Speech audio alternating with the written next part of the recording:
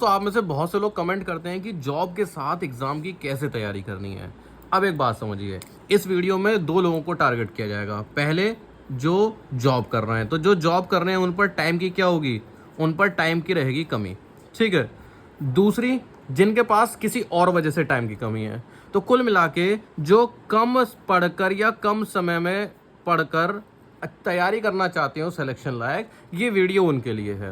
हो सकता है आपको और कुछ काम रहते हो, ठीक है, हो सकता है आप और कुछ काम करते हो सकता है आप पढ़ना ही ना चाहते हो और आप भी सोचते हो कि यार कम पढ़ के किस तरह से सिलेक्शन लिया जा सकता है।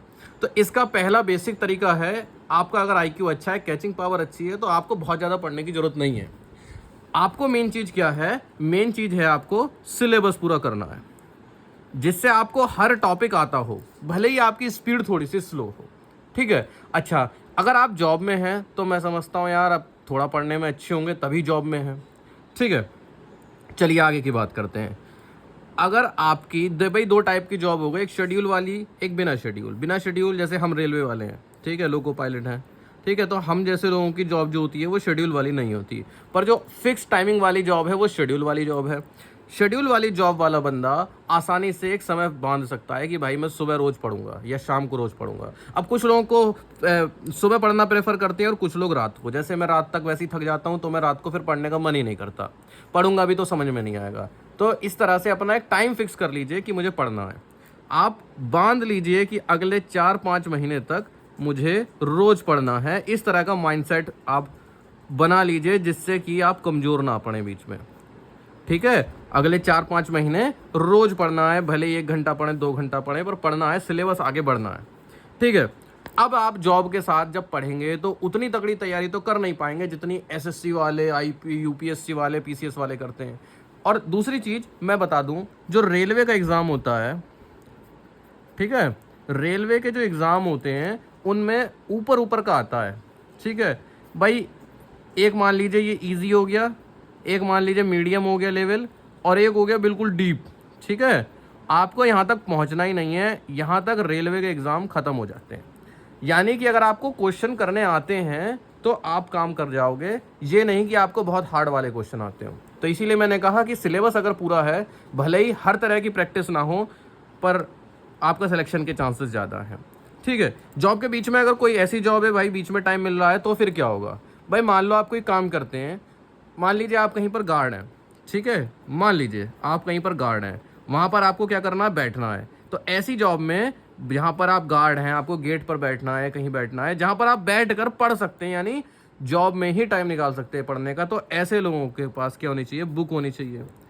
ऐसे क्या, जो जो कम समय में पढ़कर अच्छे मार्क्स लाने की कोशिश कर रहे हैं, उनके पास एक ऐसी बुक होनी चाहिए कि जिसमें एक ही बुक में सारे सब्जेक्ट्स कवर हो, पूरा सिलेबस कवर हो, और उसके बाद उसी में ही क्वेश्चन आंसर हो। मतलब अलग अलग बुक्स नहीं चाहिए होती हैं उन्हें।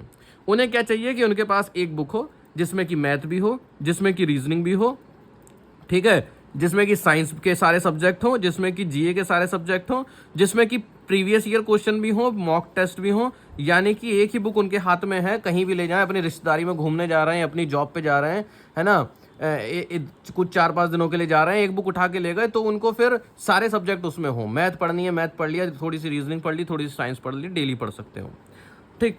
अगर आप नोट्स बना रहे हैं तो कोई सही है, और पर अगर आप नोट्स नहीं बना रहे तो उस बुक से जब आप पढ़ेंगे तो आप उसमें ही पेंसिल से इंपॉर्टेंट चीज़ें मार्क कर सकते हैं और क्वेश्चन आंसर की प्रैक्टिस कर सकते हैं। अब आप कहेंगे बुक ऐसी कौन सी है, तो मैं बुक आपको बता ही देता हूँ। बुक ऐसे लोगों की है, ठीक है, ऐसी बुक निकाली हुई है जिनका आपने नाम सुना हुआ होगा। ये है PW यानी फिजिक्स वाला। आपने बहुत सारी जगहों पर, मतलब यूट्यूब, इंस्टाग्राम जो चलाते होंगे भाई आजकल की जनरेशन को, तो फिजिक्स वाला का नाम तो पता ही है, ठीक है। इन्होंने NTPC की ऑल इन वन नाम से बुक निकाली है, जो कि CBT 1 को टारगेट करके चलती है। हालांकि मैं आपको बता दूं CBT 1 और CBT 2 का सेम सिलेबस है, कोई अलग नहीं है। इसमें आपको मिलेगा क्या, ठीक है, इसमें आपको सभी चैप्टर, हर पहली बात तो इसमें मैथ, रीजनिंग, साइंस और जीए मिल जाएगी। अब मान लो मेरे पास ये बुक है और मैं अभी ड्यूटी पे जाने वाला हूँ और मैं इस बुक को बैग में डाल लूँ, अब क्या होगा, मेरी गाड़ी 4 घंटे के लिए खड़ी है, मुझे मैथ पढ़नी है, मैं मैथ पढ़ सकता हूँ, मुझे रीजनिंग करनी है, मैं रीजनिंग कर सकता हूँ, साथ में बस एक रफ कॉपी तो चाहिए मुझे पतली सी, ठीक है। साइंस पढ़नी है, मैं साइंस पढ़ता जाऊँगा, रिविजन होता रहेगा मेरा, ठीक है। तो जॉब पे इसलिए इंपॉर्टेंट है कि एक बुक हो। अब ज़्यादा बुक होंगी या मोटी मोटी बुक होंगी तो मैं उनको कैरी नहीं कर सकता। ठीक है, तो एक ऐसी बुक जिसमें कि जो ज़्यादा मोटी भी ना हो, जिसमें सारे सब्जेक्ट कवर हों, प्रीवियस ईयर के क्वेश्चन कवर हों। 15 प्रीवियस ईयर के सेट हैं 2016 से 21 तक। ठीक है, 10 प्रैक्टिस सेट हैं। अब इसको ज़रा खोलते हैं।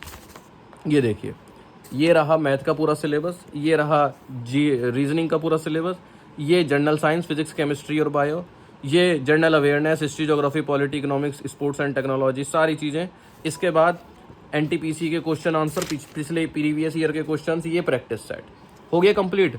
ये रहे चैप्टर्स, हर चैप्टर की थ्योरी है, उसके बाद उनके क्वेश्चंस हैं और उसके बाद उनके आंसर विद एक्सप्लेनेशन है। आप इस कंफ्यूजन में भी नहीं रहेंगे कि भाई ये आंसर आया कैसे। फिर दूसरा चैप्टर बोर्ड मास वाला, जरा सी जो उसमें ज़रूरत लायक है उसकी थ्योरी, उसके बाद जो भी फॉर्मूले वगैरह हैं वो फॉर्मूले, उसके बाद क्वेश्चन आंसर और फिर उसके बाद उनका एक्सप्लेनेशन। HCF LCM आया, थोड़ा बेसिक चीज़ें समझाई, फॉर्मूले वगैरह बताए, कुछ फन फैक्ट्स बताए कि भाई ऐसा ऐसा भी होता है, उनके बेसिस पे एक दो शॉर्ट ट्रिक्स बताई कि भाई आप डायरेक्ट इस तरह से भी कर सकते हैं, इस तरह की ट्रिक भी लगा सकते हैं।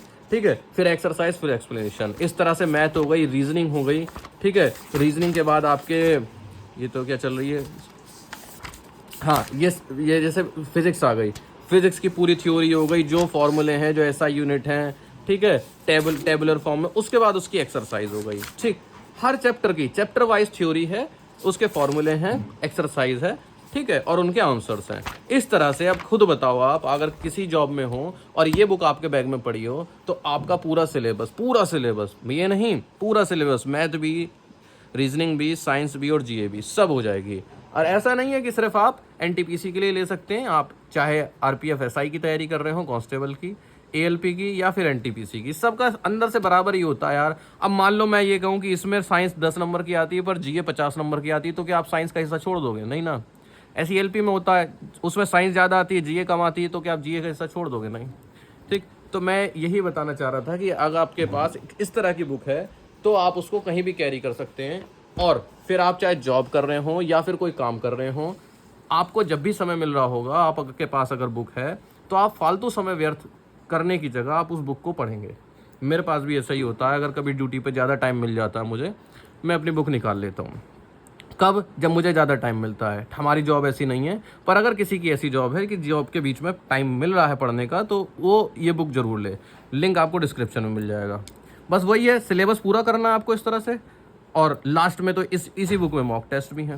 ठीक है, बुक से थ्योरी पढ़ें और उनके क्वेश्चन आंसर सॉल्व करते हैं। कुल मिला के आपको बुक कंप्लीट करनी है।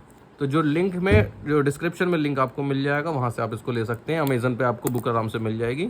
फिजिक्स वाला की बुक है, RRB NTPC all in one के नाम से। दोबारा देख लो,